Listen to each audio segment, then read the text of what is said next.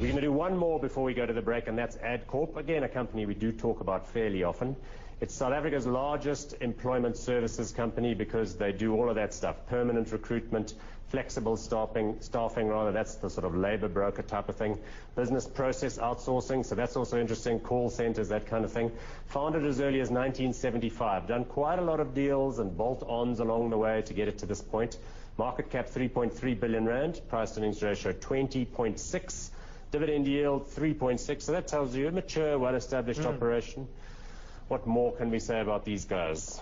Yeah, so I think what you spoke about earlier, this is exposed to the broader economy, and because it has such a broad range of services in the personnel areas, it will experience some softness with a soft economy. I think the team under Richard Pike they have consolidated the sector, and I think that still seems to be their focus. You may have seen there was that indication of interest for Kelly, which is a smaller personnel services business. You're right. I'm glad you pointed that out, because they hoovered up Paracon before. So is it Adcorp that has taken the 30% roughly stake in Kelly? Yeah.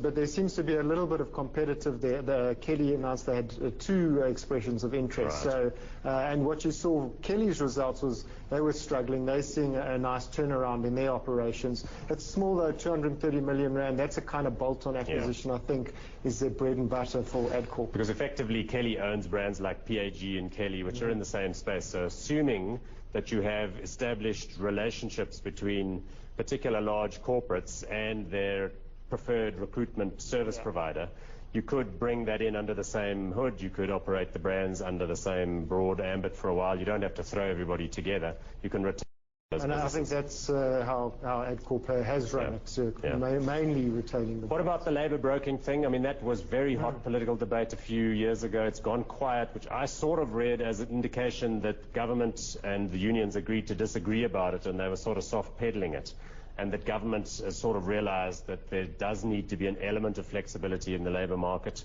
So if Vodacom's running a big campaign and they need a huge growth for 3 months in their call centre, then that's appropriate. So am I right in that? That the labour broking thing has not just been stamped out, it's sort of retained its...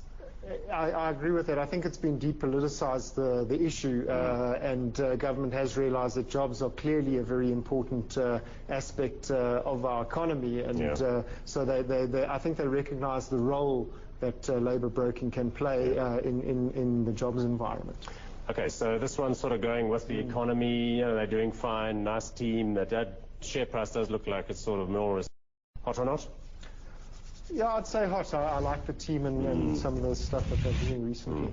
So not an easy sector, but a qualified hot. I think that's the right message to send. Okay, we'll go hot on that one.